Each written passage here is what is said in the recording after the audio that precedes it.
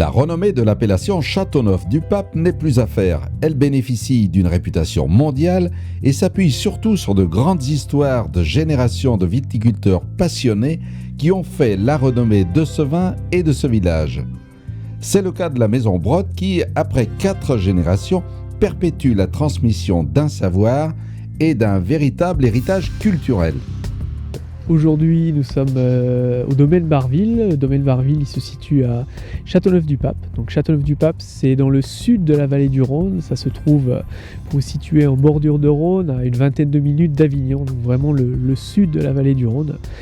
Châteauneuf-du-Pape est un petit village qui, bien sûr, est connu dans le monde entier pour son vin. Alors Châteauneuf, c'est 2000 habitants. Pour 3000 hectares de vignes. Les conditions sont vraiment absolument parfaites pour la culture du vin et en particulier du grenache. Ce sont des heures d'ensoleillement exceptionnelles, très petite pluviométrie, des sols très riches et très variés. Nous avons 4 types de sols différents sur Châteauneuf-du-Pape. Vous retrouvez la minéralité du calcaire, la maturité des galets roulés, ces gros cailloux ronds que l'on retrouve à Châteauneuf, le sable, mais aussi l'argile, tous ces mélanges qui vont donner des goûts différents au vin. Tout ceci pousse sur une colline qui est plein sud pour favoriser les maturités, en bordure de la rivière Rhône, qui est un fleuve qui va nous protéger de la chaleur en été, qui va nous protéger du gel en hiver, et bien sûr dans ce fameux vent méridional, le Mistral, qui va assécher les vignes et protéger des pourritures. Donc tout ceci, mélangé au savoir-faire de l'homme et à la rigueur qu'il va d'un cru comme Châteauneuf-du-Pape, donne des vins d'exception.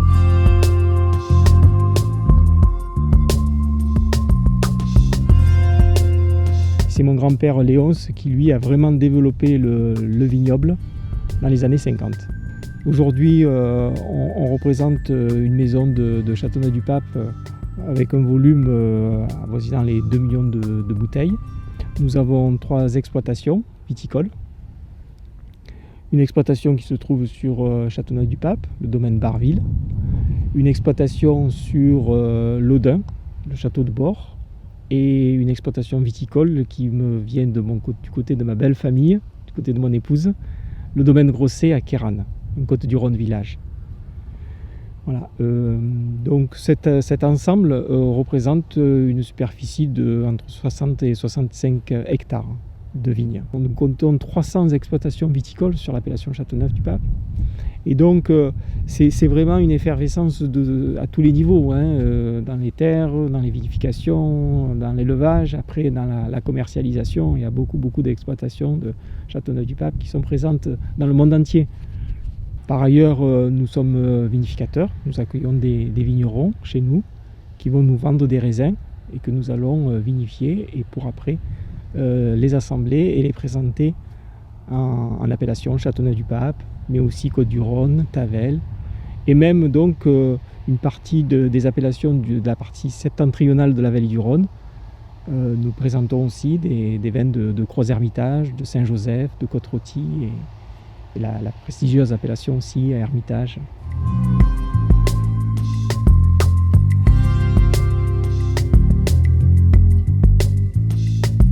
La particularité, c'est certainement son terroir. Ça vient du domaine Barville. Nous sommes sur la partie ouest de l'appellation Châteauneuf-du-Pape, sur les Urgoniens. C'est des roches de calcaire éclatées. Le cépage majoritaire ici, c'est le grenache. On va travailler une cuvée à hauteur de 90% de grenache, avec un petit peu de syrah et de mourvèdre. Mais c'est principalement du grenache. Un élevage assez traditionnel pour moitié, un élevage foudre. Et un élevage, je dirais, un peu plus technique, plus moderne dans son approche au niveau gustatif, c'est un élevage en barrique, pour l'autre moitié de la cuvée. Et sinon, on a une particularité aussi, c'est une bouteille que vous avez vue par ailleurs, c'est la fiole du pape. C'est la bouteille historique de la maison. C'est mon grand-père qui l'a créée en 1950. C'est mon père vraiment qui l'a développé tout au long de ces années. C'est une bouteille qui représente un volume assez important sur l'appellation Châteauneuf-du-Pape. Donc ce sont des vins d'assemblage, de différents millésimes qui vont nous permettre de présenter une régularité dans la cuvée et une cuvée qui nous plaît, une cuvée qui va être accessible dès que vous achetez la bouteille. J'ai 2 autres terroirs sur une appellation gardoise. On traverse le Rhône et c'est au nord de Tavel. C'est une appellation qui s'appelle l'Audun. C'est un Côtes-du-Rhône village qui est en passe de devenir un cru, puisque les vignerons de l'Audun nous avons demandé à l'INAO de pouvoir passer cru, de passer une classification supérieure pour devenir à la hauteur des appellations comme Châteauneuf-du-Pape, Gigondas, Vaqueras, qui sont elles des crus. Donc ça, c'est sur une période de 2 ou 3 ans que ça va se faire et on espère pouvoir accéder à cette classification. Et sinon, j'ai un autre terroir sur le Vaucluse qui est en Côtes-du-Rhône village Kéran et qui, lui, va passer cru. Ça a été décidé, ça a été acté sur le prochain millésime, 2014. Donc en 2014, nous ne serons plus Côtes-du-Rhône village, mais cru de la vallée du Rhône, Kéran. Voilà. Donc ça, c'est une belle évolution que tous les vignerons de Kéran vont prendre sur l'appellation.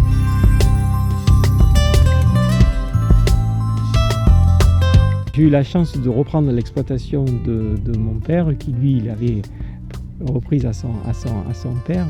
Et donc, c'est vrai que notre maison, on a vocation à transmettre le capital aux générations qui vont venir. J'ai 2 garçons, une fille. Donc, je m'applique à leur transmettre un bien dans les meilleures conditions possibles. Nous, à la base, on a été vraiment vignerons et on s'est vraiment développé avec la marque, avec la bouteille et la fiole en tant que négociant sur le commerce. Et donc voilà, de leur transmettre quelque chose qui a évolué, qui a su s'adapter aux évolutions des techniques et puis même au niveau commercial. On est présent dans 90 pays et c'est des pays qu'il faut animer, il faut aller voir. Je ne vais pas tous les voir, malheureusement. De toute façon, je n'ai pas le temps, mais je n'en ai pas non plus les moyens. En tout cas, je vais en voir une grande partie. Et toute l'année, je m'efforce à aller visiter mes clients, à voir ce qui se passe et à leur présenter des nouvelles cuvées, les nouveaux millésimes. C'est beaucoup de satisfaction d'avoir en face de soi un client qui va renouveler des commandes, qui va nous dire j'ai beaucoup aimé votre vin lors d'un mariage, lors de mon anniversaire, j'ai ouvert la bouteille, c'est une énorme satisfaction.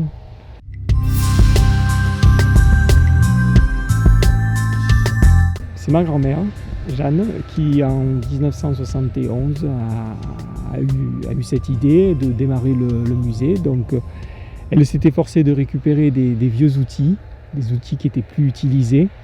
Mais dans la famille, à Châteauneuf-du-Pape, dans un premier temps, c'était ça. Après, elle a fait un petit peu les greniers, elle est allée voir des amis et elle a récolté des pièces. Ça a démarré en 70, à une époque où il y avait très peu d'intérêt sur le tourisme viticole. On a été une des premières maisons. Il y avait d'autres maisons qui se sont lancées, qui ouvraient le week-end. Il y avait peu de maisons à l'époque qui s'intéressaient à ça. Et puis, maintenant, tous les 10 ans, on essaye de renouveler cette muséographie pour présenter des thèmes, parce que les visiteurs maintenant sont de plus en plus intéressés sur ce domaine-là et nous posent beaucoup de questions. Et il y a des grands mouvements qui se font. On parlait que des vins français. Maintenant, on parle beaucoup de vins du Nouveau Monde, des vins australiens, des vins chiliens. Donc, on essaye tous les 10 ans de remettre un thème en place qui va parler de quelque chose de plus quotidien. C'est un effort qu'on fait. C'est une façon pour nous de présenter la marque, de présenter notre travail, de présenter nos vins. C'est un investissement parce que c'est vrai qu'en janvier, février, mars, il n'y a pas grand monde. Mais bon, on est présent, on ouvre, on est là tous les jours. Il y a certains offices du tourisme qui nous sont reconnaissants. Après, ils nous renvoient un peu plus la balle pendant l'année parce qu'ils savent pas que pendant 3 mois de l'année, on est un des rares ouverts à Châteauneuf qui accueillons et qui présentons les vins. C'est un village magnifique, c'est mon village et c'est clair que on y trouve beaucoup d'attrait. C'est pas loin d'Avignon, je vous ai dit, c'est dans la Provence, donc il y a une belle restauration qui va vous accueillir aussi. On a des grands chefs, Fino Roche, la Garbure, la mer Germaine, c'est des beaux établissements qui reçoivent bien. Le temps est très clément. Ah bon, on a ce Mistral qui balaye souvent les nuages, donc on a toujours un ciel bleu. Et il fait bon vivre à Châteauneuf. C'est un joli village à visiter.